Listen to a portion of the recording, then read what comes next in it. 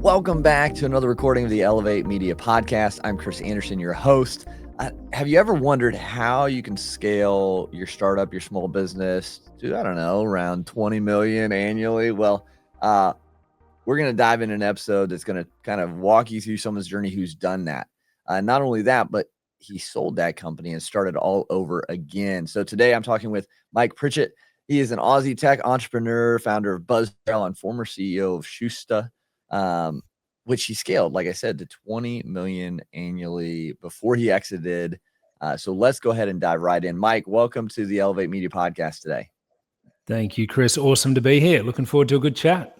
Yeah, absolutely. So to dive right in, obviously you've built multiple businesses. You're the host of Failure Launch podcast, and you're in London now, right? So what's been that journey like, going from Australia to London as a tech founder? Yeah, really good. So I've taken a few detours along the way. We lived in Singapore for 5 years between there as well. Look, I love it. I used to joke that you can't build a business on remote control. So when we launched Sydney out, we actually did from Sydney, we launched Singapore, Hong Kong, San Diego, and London, all within the space of 12 months, which makes me absolutely stupid and insane. But it was good fun. And so Singapore was the best place to be for that. So I moved to Singapore and we could just fly everywhere really easily. Had VPs in each region running the regions, and I'd sort of skip about and help build them. But we just loved London, like as a place to be. It's the second largest concentration of corporate headquarters behind New York, and a good spot that's close to Europe to be able to enjoy the holidays as well. Yeah. So what's that? So yeah, starting that's just crazy in itself. You started in all those countries. What did that look like? How did you structure to be able to launch in all those countries and manage that through? I know because we're these SaaS, all SaaS businesses, or that you started the first there? Yeah, so my current business, BuzzRail, is pure SaaS. Shootster was more tech-enabled service. So we had a platform, we had a subscription fee, but we had humans in the back end. So I ended up with 150 employees. These days, with AI, I could do it with a lot less, and I would. But look, at the end of the day, we had some AI editing some content. We had 80 editors or thereabouts, tapping away, editing videos, right? So it was a huge amount of content going through, around 1,500 videos a month. By volume, we were pretty much the largest video production company in the world. So awesome. It was a huge undertaking. But when you talk about scaling it out globally, because I think, knowing your audience and who's potentially listening to this, they're sitting there going, hang on, I'm a solopreneur. I'm by myself. It's me, myself, and ChatGPT. And you're just telling me, yeah, no worries, go out, scale to 7 countries and have 150 employees. And also, to be honest, it sounds like the dream. It's also a fucking nightmare. Like, I'll be honest. You're on 24 hours a day, 6 days a week, right? The only day off really was Sunday, because it's the only time offices were closed. Now, I wasn't wed to, I shouldn't make it sound that bad, but I wasn't wed to being on all those hours, but there were always calls coming in, questions being asked, et cetera, during that time. So managing that the right way is really important, and putting the right people in the places in those countries as VPs that can run them is super important. Like, I know Dan Martell does a lot in his book about buy back your time, putting the right people in the right place. That's what enabled me to scale the business. Yeah. And how do you find those people? Obviously, so that's a lot of planning going up to it in the back end. So what does that look like? Do you already have the people ready in those positions before, you launch or open? I'm just sure there's just so much logistics in the back end before that. Yeah, look, I'd love to pretend there's a lot of, deep thought and analytics and logistics. The reality is, 90% of building a business is luck, right? And you look at any of the major entrepreneurs and founders that have made something, they'll tell you the same thing. It could go that way. It could go that way. I'm always recruiting, and I'm always on the lookout for good people. Even when I sold my company and I didn't have a business, I was meeting people, and I just think, That's a clued in cat. I'm just going to take that person's number, just going to keep them in my, Rolodex as it were, to have on hand in the future if something like that came up. And so our original role for a salesperson, I knew a guy named Chad Lakin from his previous company that his current at the time company he was working at. It was an agency I'd done some work with, and I just knew I want you to head up sales. Like that's what, when I think of good salespeople and relationship building and everything else, you're the guy, right? And so when I first put the business plan down, I didn't put I need a head of sales. I put I need a Chad, right? And so it was the joke. We just need a Chad, right? And then every role we had would always be filled with somebody that I'd met who I knew that's the persona, that's the attributes I need in that person. And I'd go after them and hire them, right? And that's what I did with Chad. He became a very good friend and ended up joining the business in Sydney and ended up being our VP for the US. So in that case, he was actually American originally, but living in Australia. And he's like, put his hand up and said, sure, I'll go back to the US and let's rock and roll. So that's how that started. The UK was headed up by a Kiwi, actually. I had New Zealand headed up by a Frenchman. We did a lot of just, putting people around the world. That's really cool. So with that, I'm always curious, was there any form of, capital that you had to raise before? Because, people are stepping into a company that you're about to launch. You don't necessarily have the revenue per se. So was that the structure of like gaining capital before investors or, just personal capital? How did you prep for, paying these people and paying what needed to be done with the businesses? Yeah, great question. So, we were 90% bootstrapped. We raised capital towards the end that we shouldn't have, to be honest, and didn't add value. And I wish I didn't. But the model for us is, and for any business that I build now, I try and look at how I can get forward revenue for a product before I have to deliver it, right? And now some people sit there and think, well, hang on, how's that going to happen? The reality is most corporates, they set aside a budget and they say, this is my budget for the year for X. If they're going to spend it, they don't care whether they spend it month by month. In fact, that's a pain, right? Because then you got to invoice each month and just bill me the 12 months. I'll pay the 12 months. Let's move on. That's the contract value. That's the invoice. It's done. For us, that was a huge win, right? So our ARPA was sort of 48K per annum. That allowed us to just go, great, there's 48K, bank it, plus startup implementation fee, et cetera, and sometimes a lot more. And that enabled us to then go look at other regions, right? Because we had this forward revenue. We obviously have to deliver on it. You've got to be careful about making sure you're not spending too much forward revenue. That's another challenge. Sure.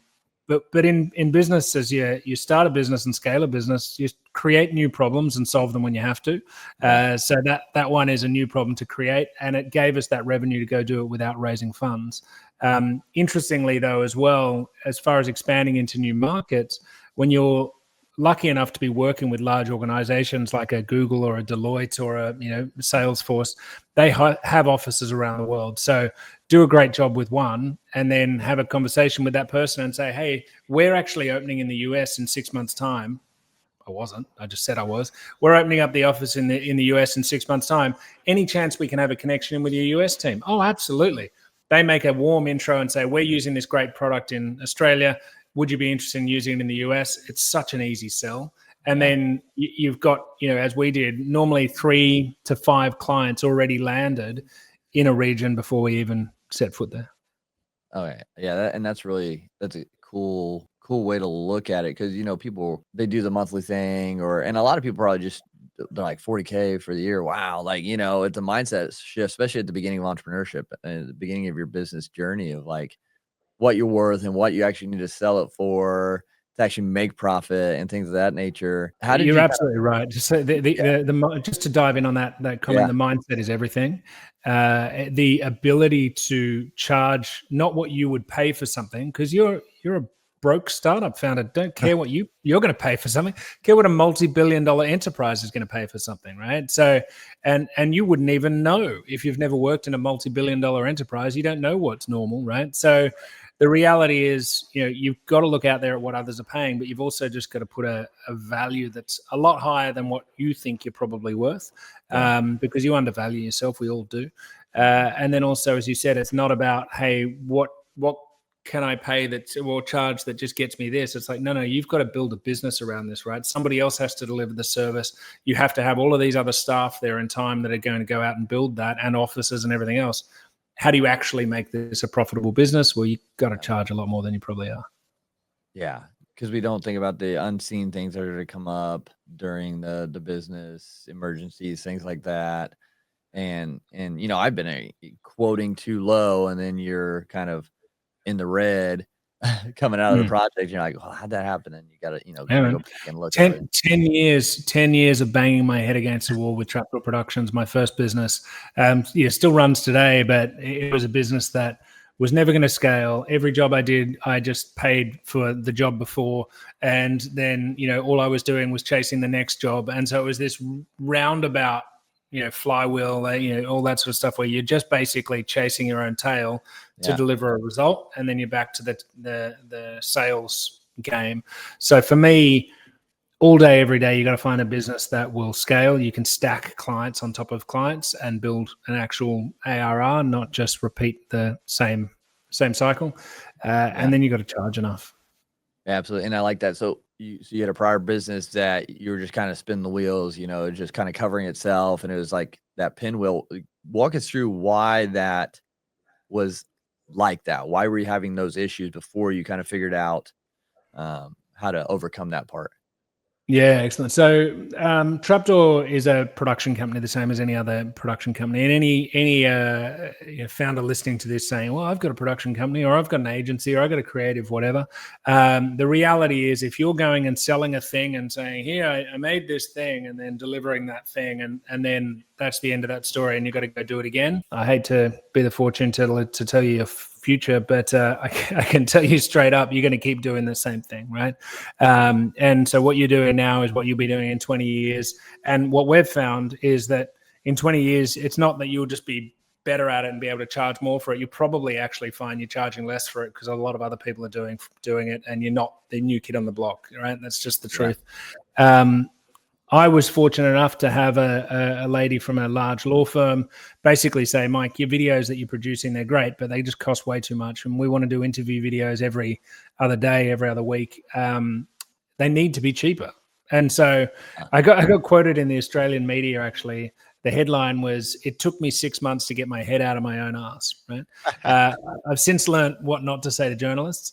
But it did take 6 months for me to get my head out of my own ass, because I thought this woman just wants a bargain. That's all she wants. No, but then it started to hit me that if she had this problem, so does everyone else, right? And what could I do to create a scalable solution for video production? And no one else was doing it at the time. Now there's a million different ways you can create video, but back then no one was. And for corporates, they were crying out for a solution. So it was right time, right product, right people, right place, and we were able to go after it. And inventing that solution on how they could create video at scale meant that I could stack the clients. So for me, when I put a business plan together, I looked at my Trapdoor work and I said, okay, sell, deliver, replace. Sell, deliver, replace. Sell, deliver, replace. When I looked at this, I went, okay, sell delivers a 12-month contract that then goes on to another 12-month, that goes on to another 12-month, sell the next one, sell the next one, sell the next one. And also it allowed me, which I think is one of the key things that people don't think about, you want a product that makes enough money that you can pay someone a good commission to go and sell it, right? Because obviously, if you're just selling it yourself, you can never do the delivery, nor can you build a team, nor then you can everything else. Now, you sell it yourself to start with, but then you need a team, right? And a team of good, shit-hot salespeople are not going to deliver without good commission. Right, exactly. So with that, kind of break that down a little bit more so you switched your model with Trapdoor, is that correct? So you went from just selling monthly to just the annual thing. Was that the big switch, or did I miss? No, well, even more than that. Firstly, I didn't switch the model. I started a whole new company, right? A whole new company separate to my original company. The new company was absolutely going to cannibalize the old company, but I was fine with that, right? Made peace with that and went, right, we're going to go build. What we found in the end is it didn't cannibalize the old company. It actually, if anything, it helped it, but generally speaking, it just stayed separate. The new model the old model, sorry, Trapdoor was like any agency. Just what do you want done? Oh, we need a video. We need to film the CEO, and we need to create a promo video for our company to put on our website. Cool. Okay, what's the brief? And then we'd pitch, and then we'd either win or lose the job. It took a lot of time putting in designs and cool ideas and everything else to win the job. And then you'd do the job, which is very expensive. And then you'd do all the post-production, get it to them finished. Yay, we celebrate. There's your video. Now pay me my money, maybe 30, 60, 90 days.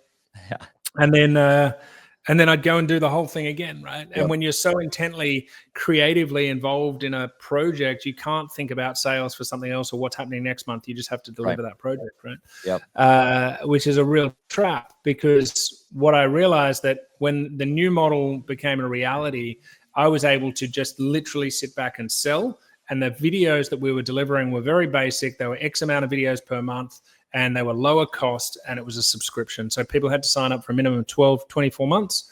And they had to sign up on a different tiers. And that just enabled me on a business model. Like I couldn't care less what you're selling, if it's videos or widgets or anything. If you're able to put it in those tiers so that people like McDonald's, they pick the middle tier, they're happy with that. They go on a subscription, and you can deliver a piece of content or a widget or whatever that doesn't involve you personally doing it, then you can scale. Yeah. Okay. So you went to, they paid monthly, or they probably could have paid annually for a little bit of a discount. What did that rate look like on this new model versus the old one that helped you, kind of scale quicker, to be able to deliver this and grow it? Yeah, so the pricing for the old one, we'd charge, at very, very minimum, we'd charge $7,000 a video up to $100,000 plus, right? Depending on what the video was. The new model, we were like, there is no variable price. A video costs X, right? And that was 1,800 or 500, basically, depending on your package, right? So way lower. But what our model was, that we actually trained the team internally at their side to shoot content. So they'd film the video content, we'd deliver them with a kit, and then we'd do the post-production in 24 hours. So it was a totally different model, totally different thing. You couldn't get the videos we did at Trapdoor through Shootster. It was just different.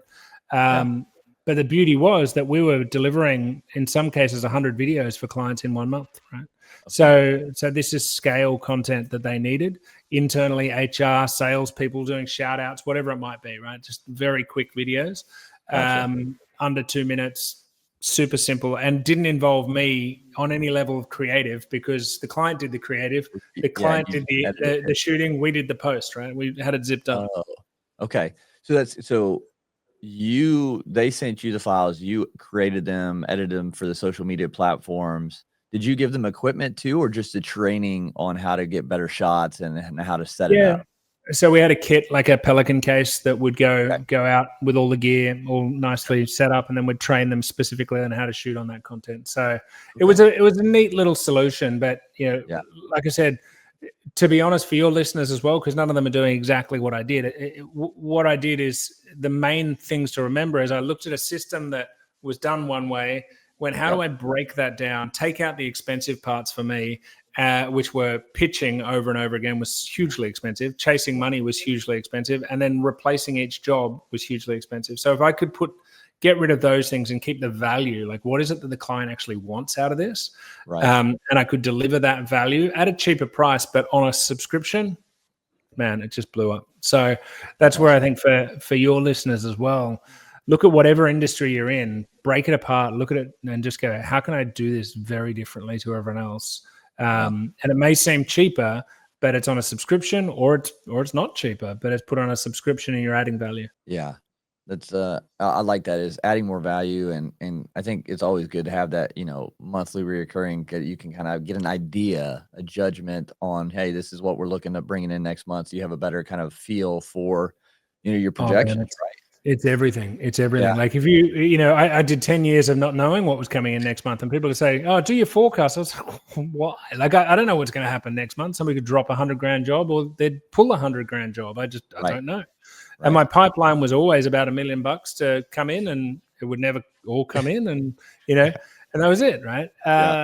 And so once you have a subscription business, you can employ people, you can plan, you can give people, like I was setting people up with their entire life, right? Because we're delivering that over the next 12 months. I know what's coming in. Yeah. And even when COVID hit, it made zip all difference straight away. Over time, there were impacts, but straight away it made zip all difference because people were on contracts, right? They couldn't pull out. Yeah, and I think that you have to probably have someone really write that contract out well to make sure that they can't kind of pull out, right? And kind of come back and bite you. And back then that meant doing having lawyers involved and all the rest of it, which we did. These days, ChatGPT, right? Like, put a contract together, triple check it with another model, and then you're good to go. You got a contract. I'd just say, move fast, but put people on contracts and have the guts to put people on contracts as well. Like, sure, you can put a 3-month exit clause if you really want to, or if they really need it, but don't offer it. Like, wait for them to say, hey, we need a way out of this. And you go, okay, well, that's your way out. It's at 3 months. The psychology of saying you're on a 3-month trial versus you have a 3-month exit clause, worlds apart, right? Yeah. Because as human beings, we have a propensity to inertia, right? If we're sitting, we want to stay sitting. If we're moving, we want to stay moving. And so when especially in corporate, and so when any corporate is looking at this going, okay, as long as I've got that exit clause, I can tick it to the boss that we're safe. Now, if you don't completely screw it up in the first 3 months, they're going to go, oh, it's good enough, just leave it, right? And you're fine. If you over deliver in the first 3 months, of course, that's great. But if you do the other way around and you get 3-month trial, they have to get to the end of the 3-month trial and go present a full business case for this thing internally, and then prioritize it against everything else to decide whether they're going to take you on. Yeah, that's a good point to have that implemented and prep for that. And I'm sure, with this too, kind of on the other side, like as you're, rapidly scaling this, the company culture, your team culture had to be super, super kind of strong. And maybe I'm wrong, but how did you navigate that, having the team across different countries and things like that to make sure that things were being fulfilled in a timely manner or at the standard you wanted it to? Yeah. Great people at the top of each section is what you need. And you have to have great relationships with those people, right? So one person can be a toxic cancer that just kills everything, right? And it can absolutely happen, and it does happen. So I'd say making sure you've got the right people in each seat, and then you're working with those people. I respected the boundaries of VPs that I put in place. I didn't go below them and start chatting with people and going, oh, is he good at what he's doing? Is he, can you just check if he's actually, no. I trusted the guy that I put in or the girl that I put in, and then I let them run it, right? And so putting those generals in place, letting them be generals is super important. We did have a challenge at one stage where we felt like, oh, this is becoming a little bit, we're not McDonald's, right? There's a little bit of Pizza Hut going on in the UK and a little bit of, Tex-Mex going on somewhere else. And but to be honest, chill out. It's not the end of the world. Each market has slight variations on what they're going to want your product to be. And as long as it's good and the clients are happy, you're not getting bad feedback, let it roll. I think we can get obsessed with, and I certainly had a team member in my business that got obsessed with making sure that everything was rigidly perfect and run exactly the same way. And every demo was exactly the same worldwide. So people knew they were having the same things. But look, in hindsight, just calm down. You're not McDonald's. You can afford a little bit of creativity in each region. Yeah, I like that. Kind of just having the guardrails in place and letting them kind of do their best and be their best can open up things you might not even thought of. Absolutely. Creativity. If you can hear it on your end, by the way, we've just been smashed being smashed right now with a big storm in London. So if you got noise kicking on, I got big skylights here, which is the worst possible thing for any level of studio. And I'm just going, I don't know how much of that you can hear. I don't hear it. Hopefully we'll be good on the post with that. But yeah, you kind of just have to roll with the punches in recordings too, right? Exactly. We've been through a lot. So, and talking about that, I mentioned earlier, you're the host of Failure to Launch. Yep. Do you have like a favorite failure story from your own journey that you're like, man, that sucked, but it was such a good lesson that I like sharing with people? Yeah. You know what? I'll share back to the same one that, I've got so many failure stories, to be honest. Like, I've failed more times than most people have tried, and I'm fine with that, right? I think the funny failure one to me is the fact that getting that last business off the ground, Shootster, was literally all because of this one woman at this one company, right? So large law firm promised big things, and I went, "Ooh, this is great," right?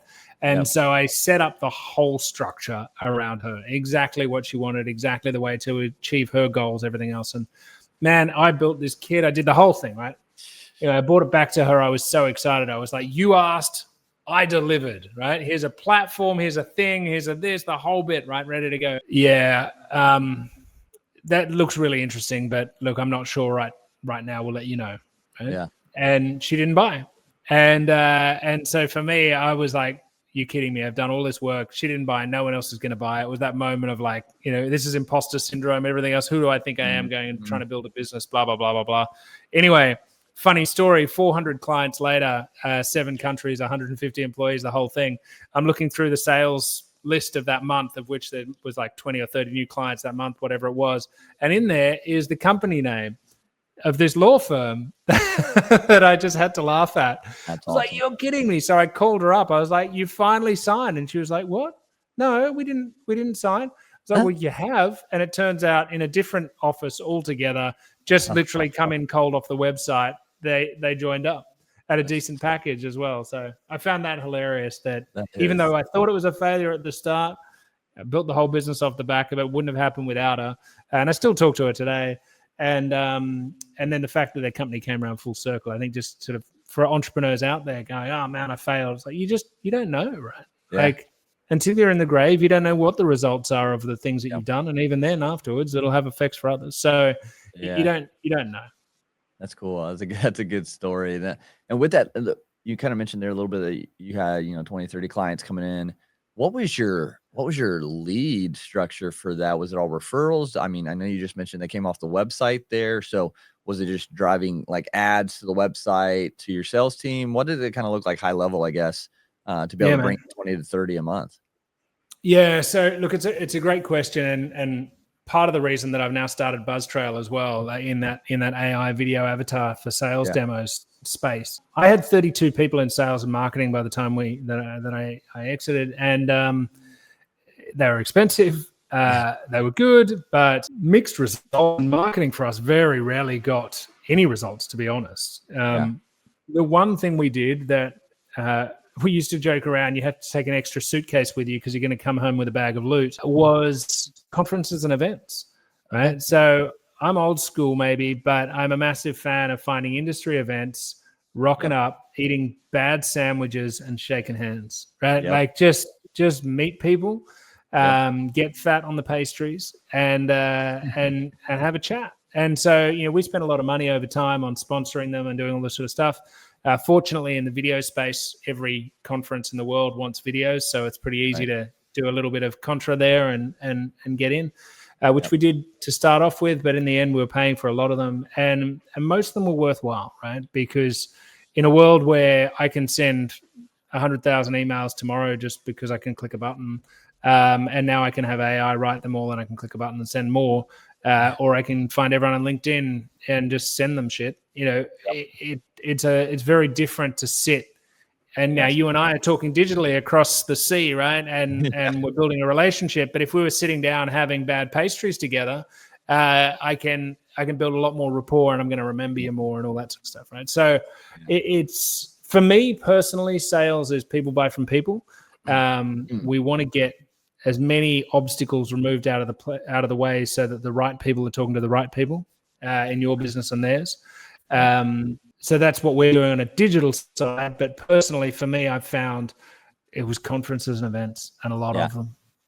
And I love that because I am the same. I love, going and just, rubbing you love bad pastries? Yeah, bad pastries if it's with good company or meeting someone new. I mean, I guess that's kind of why I love the podcast as well, just to be able to meet new people but in person. I love doing that. Funny story. I just randomly went to a home show here locally, a bunch of home service industry professionals there. And I was like, you know what? I'm just going to show up, maybe capture some content. Yeah. create, connect. And, that might've been last year, I think. And they emailed me last week wanting to talk about, our services. So, Yeah.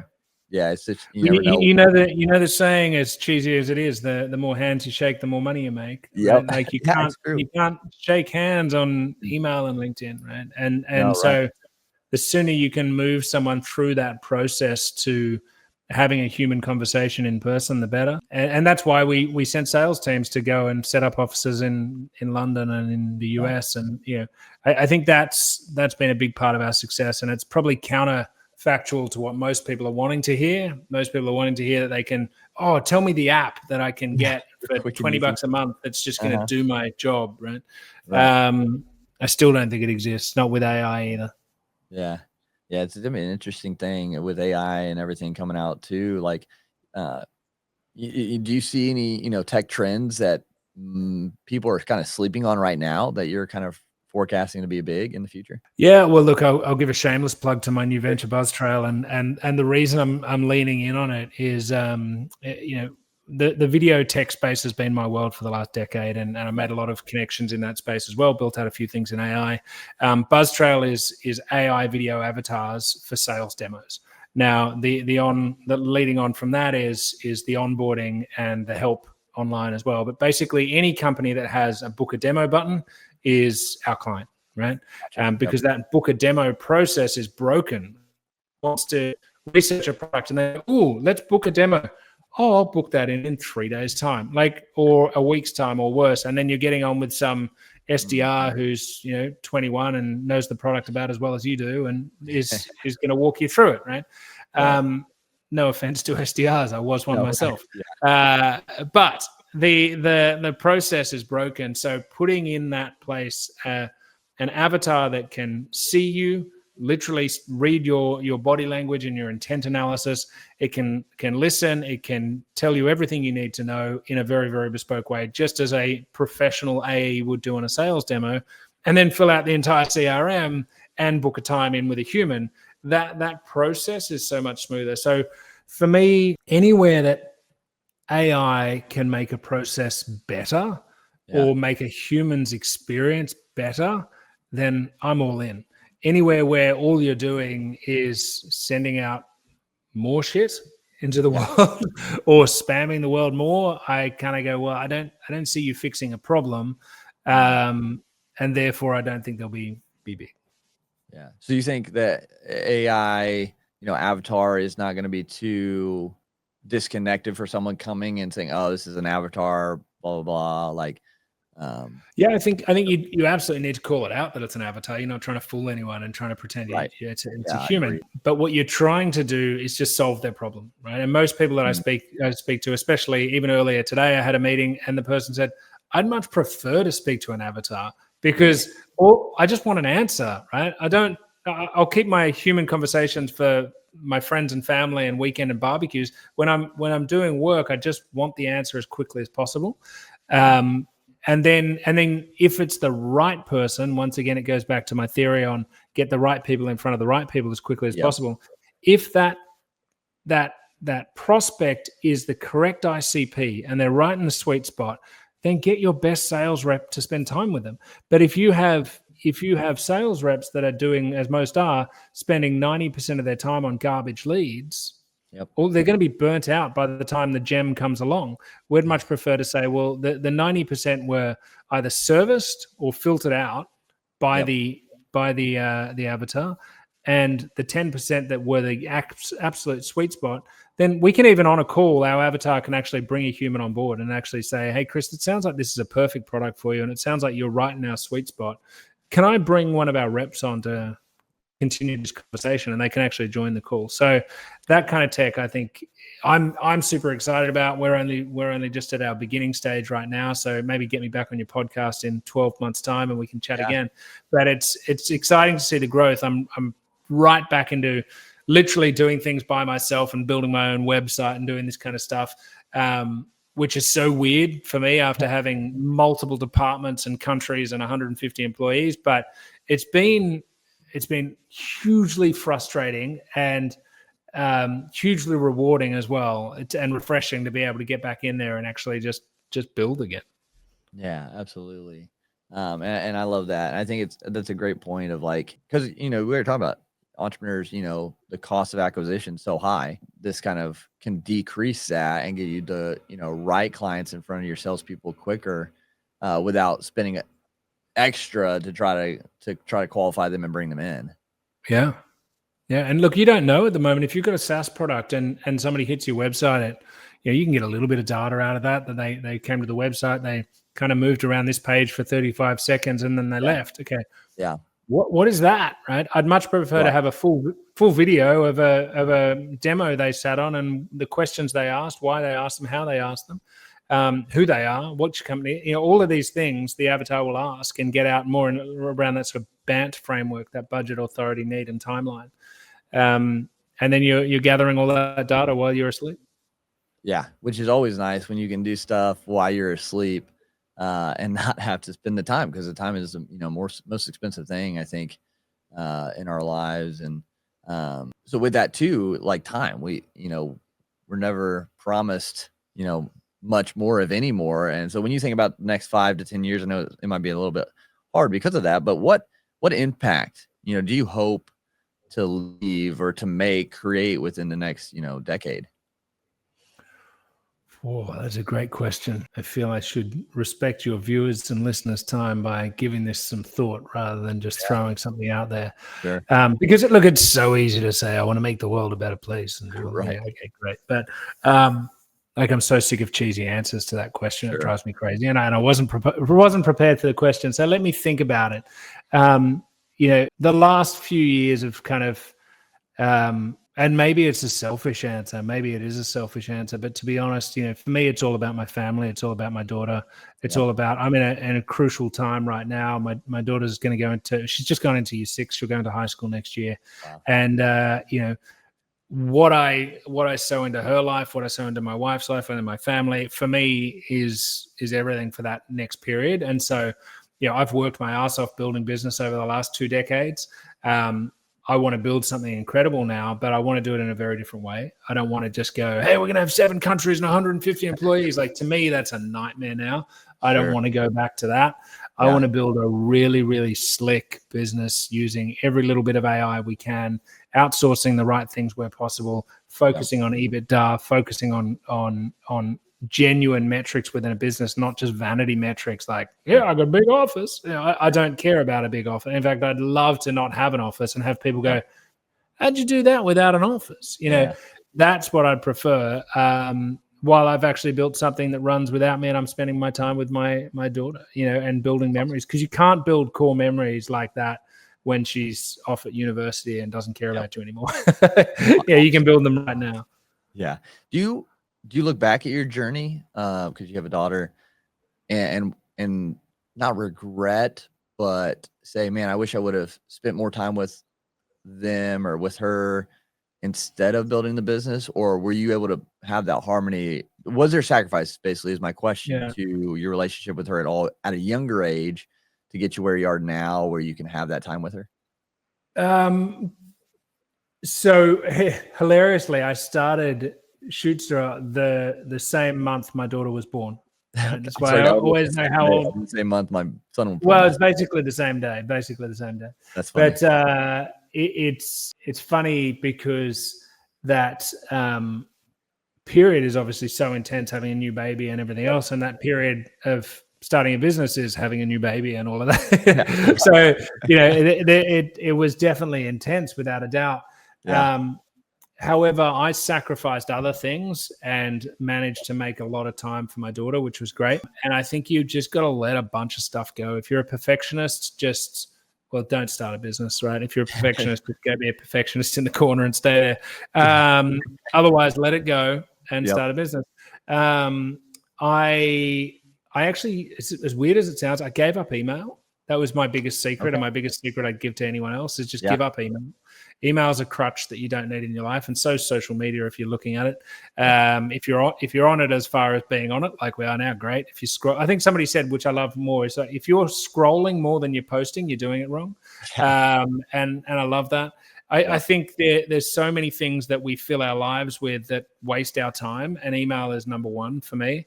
It was, and there's other Slack channels and everything else that are just as bad these days. But, when you have to open your email in the morning to go, okay, so what other people's problems should I solve today, rather than solving your own problems and, getting on with it. And so that was the first thing for me. And as dramatic as that may sound, I literally, I didn't give it to a PA and say, hey, tell me about my emails and what I need to know. I just told the world I don't do email. And they all laughed and sent me an email. And then they'd call me back like a week later and say, you haven't responded to my email. I said, what part of the words I don't do email don't you understand? Like I've got an email. I get it. I need to have one for like business legal terms, but I do not check it. Right. And that defended literally probably 2 to 3 hours a day for me. Yeah. And then I got to the point where I said, okay, with my previous company, Trapdoor Productions, I said, guys, you're running it now, right? Yeah. If it falls over, you don't have a job. Not my problem, right? So if you want to run it badly, run it badly. If you want to run it well, run it well. But here's your opportunity to just go do. And that team ran it for 10 years, right? Awesome. Now, as well as I could have run it, probably not. Arrogantly, I'll say I could have probably done better. But, it was fine. It did its thing. It made money and everyone's happy. Then you look at Shootster, I just literally doubled down on the theory that I could find great people and let them be great. Right? And so I didn't need to do everything. And so my Friday was just a, don't contact me day, full stop. I'd always spend that morning with my daughter as a baby. I was at home on time and I left on time, and I didn't do crazy hours all the time. As the business grew though, and we moved to Singapore, I was really worried about traveling the world and not seeing them. So I made a very clear cutout in our contract that I had with the board and the team that I was able to travel with them. And that meant that I was able to build great relationships, come back at the hotel at night with my daughter there. And as a baby, she was traveling, and as a toddler, she was traveling. So for me, that was really important. And it meant that I could build a business and have great family relationships. So no, I don't have any regrets there. I think I would have spent less time with her if I had sat in a job. Yeah, for sure. No, I love that because, I have young kids as well. And that's what kind of my thing is, sacrifice other things to have the relationship there and still build a business. And so, I really love that and hearing that. So we're about to do some rapid fire questions. But first, I wanted you to take a chance to share with people if they want to learn from you, get connected with you, find out more about what you do. What's the best avenue for them? Obviously, don't send them email. But don't email me. My email is do not email me. Yeah, look, LinkedIn's great. Love to connect on LinkedIn, which I am just Mike Pritchett, which is Pritchett. You'll find me on LinkedIn, and look on Instagram and Facebook as well, but not as active. Cool. Yeah. So everyone, make sure you get connected with Mike and continue to learn from them and check out what they're doing. Anyone with a SaaS platform with a book a demo button, contact me. I'll see what we can do. Yeah. All right, Mike. So let's run through these. Just get to know you a little bit better on a personal level. Coffee or tea?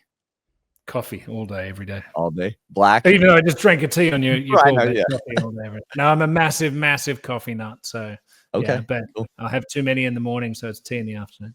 There you go. I get that. So first app you check in the morning. Ooh, first app I check in the morning. WhatsApp. Okay. Yeah, it's got my family chat on it, and then good friends as well. Sweet. Who's a founder you'd love to trade places with for a day? Steve Jobs, early days. Okay, yeah, that'd been something. Not now. You're right. Have you had a book or podcast that has changed your perspective on anything recently? Look, I do love Buy Back Your Time, but I've got one. Where is it? It's up there somewhere. Actually, it's called Feck Perfection, which is a great title. Yeah. And it's back to, I guess, what I was saying. If you're a perfectionist, cool your jets. Yeah. But I love it. It's written. Literally anyone that reads it would be able to think that it's written by me. It's got all the same. He's into dirt bike riding, isn't everything, and it's just cool. So that's awesome. That's really cool. Worst business advice you've ever gotten? Oh man, I've been given so much bad business advice. So much bad business advice. You need to get investment. Yeah. Okay. That would be the worst business advice I was ever given. And I think if I look back, that mentality of like, this person's raised this much, this person's raised, you're dead if you don't raise, as opposed to what I could have done, which is bootstrap the whole thing all the way, not raise. And so that would definitely be, I think, the worst. Okay. Last one, best purchase under $100 that's leveled up your life. Man, you asked some tough quickfire questions. I don't know how anyone answers these quickfire. Maybe I should have prepared. Best purchase under $100 that's leveled up my life. Am I allowed to point out that my wedding ring cost me $35 and getting married leveled up my life? So no one realizes it, but it's like it's strongest metal in the world, blah blah blah, and I bought it for $35, still going strong. How many years? Well, I should know that. 13 years later. That's awesome. I love that. I probably had my eye mask, so I get better. Yeah, well, yeah. Eye mask is good. I got an eye mask, but to be honest, I didn't buy it. I just got it from the plane. So there you go. Hey, that's the way to do it. I bought the plane ticket. Probably more than 100 too. But. Yeah, it cost a hell of a lot more than 100. That's an expensive eye mask. But Mike, man, this has been a great conversation. A lot of insight, a lot of great stuff for people to take away and just think about on their journey. So super appreciative of you and your time. So yeah, is there anything you'd want to say to these first-time entrepreneurs as we close out? No, man. Look, this has been a real pleasure, Chris. Thanks for having me on. But I think that the piece of advice I'd give there is just that, the one thing that sets any successful entrepreneur apart from anyone else is just grit, right? Just getting back in there and doing it again, getting knocked down and getting back up again. So it is brutal. Like, you got to be crazy to go on this journey. But if you're crazy enough to be on it, then work out if that is your path and just chase it, and like a rabid dog, don't let go, right? And you'll get there eventually. I love it. So again, Mike, thanks so much for being on the Elevate Media podcast today. Mate, loved it. Cheers. Absolutely. And if you're listening to this and you know someone who's starting a business or early in their stages of business, share this with them so we can help more people together. And it makes you go follow and like the show, because again, it just keeps this thing going so we can reach and help more people make a difference and build something in the world. But until next time, continue to go out there, elevate your life, elevate your brand, and we'll talk to you again soon.